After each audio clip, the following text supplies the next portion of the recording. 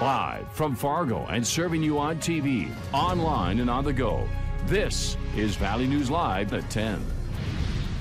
I would never wish this upon anybody's family or anything, because this is the worst feeling ever when you lose one of your kids. Amy Dow had been missing since the end of January. Yesterday, they found her body. Another missing Native American woman was found dead after being last seen more than a month ago. Valley News Team's Ryan Laughlin has why police are calling it an unattended death investigation. But the family thinks someone else is responsible. It's an interview you'll only see here on Valley News Live. Hi, Bubba. This is 5-month-old Davian Costello. He's at home at Grandma's house, but his loving home is hurting tonight. I don't know, I just can't believe this happened to her. A picture of Davian's mother still hangs on the front door of Grandma's house. Well, I still think she's alive right now, even though I seen her body. Right now, I still haven't processed it yet because I still don't believe it. I'm still waiting for her to walk in the door and come home. 27-year-old Amy Dow, mother of 4, lived up the road from her mom's house. Shelley says she saw her daughter at her house on January 27th. Then she vanished. And then we came back again a couple days later and she still wasn't there.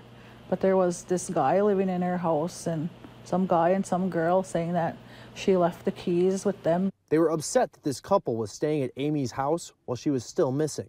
So we kicked them out of there. We kicked them people out of there 3 times. Because she's always on Facebook, so I would always keep tabs on her Facebook. Like, I'd look there every day. Alyssa Dow is one of Amy's 2 sisters. I never got an okay or any last message.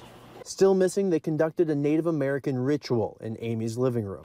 The medicine man told us that we would find her not far from her home. They say it worked. Later, an eagle led them to Amy's body. At first, like when I was walking towards it, I didn't think it was her. I just thought it was a red sweater, but then I saw her hands and then I saw her. Red Lake Tribal Police says this is not categorized as a homicide investigation yet. They said they're waiting on the autopsy results to return to make that determination, but they did say no public threat at this time. Personally, I think somebody did something to her, only because it's just, like, I don't know why she would be right there. Always tell your family you love them, and especially if you don't hear from them, even if it's a day or 2, find out where they are, because you never know if what's happening to them or if they're even gonna come back. Still waiting for answers near Red Lake. Ryan Laughlin, Valley News Live. The FBI is investigating with the Red Lake Tribal Police. The police said the area where Amy's body was found was previously searched, but heavy snow conditions may have contributed to not finding her until yesterday.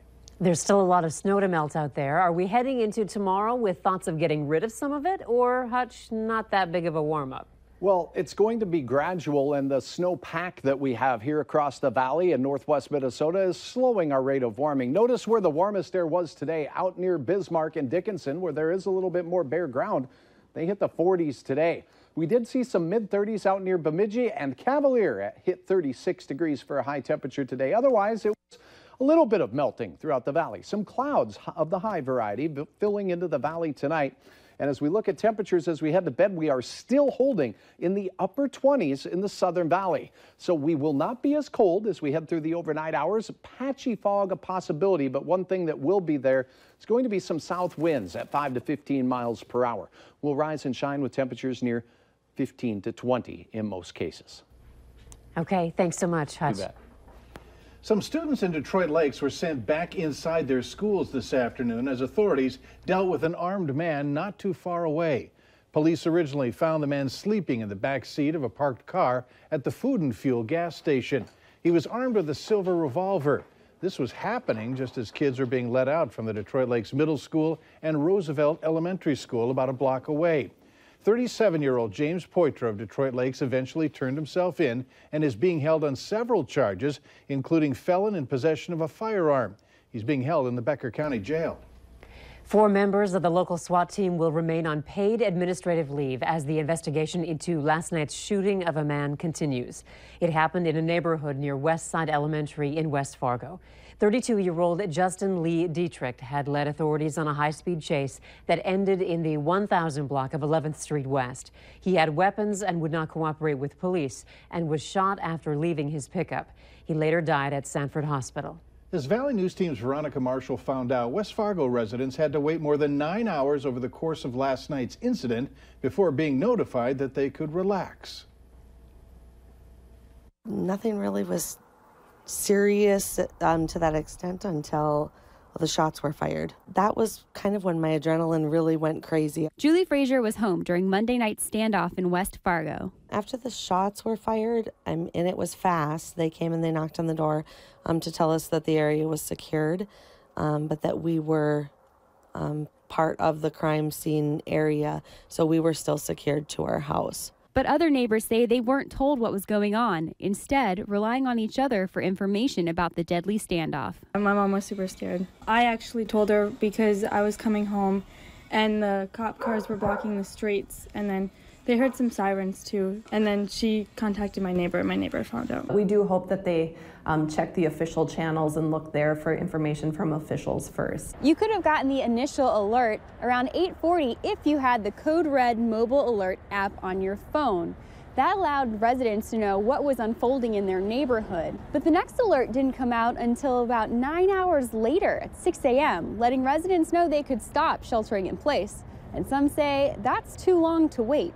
I think the important thing is that those in the area did get the alert that they needed to shelter in place so that they were out of danger's way. And so anything after that, is just a manner of managing priorities. And sometimes communication has to be set aside a little bit to manage the situation. And if residents have concerns, they can reach out. If people do want to share comments about the use of communications and what they'd like to know in emergency and things like that, we do welcome their feedback. In West Fargo, Veronica Marshall, Valley News Live. Code Red is used by all emergency response organizations in the area. For more on how to sign up or how to have leave feedback for the city of West Fargo, go to our website, valleynewslive.com. The Fargo Public School District is moving ahead in its search for land for a future school. Growth expectations in South Fargo prompted the school board to approve the testing of soil on property located on 76th Avenue South. That's very close to Davies High School. The asking price of this land is over $2 million. The soil test results will not be back until next month. The president's looking at a material that could be used to build that wall between Mexico and the United States. Details later on Valley News Live at 10. Remember the YouTube stunt that went wrong and cost a young man his life? Up next, how many years the woman who pulled the trigger could spend in jail.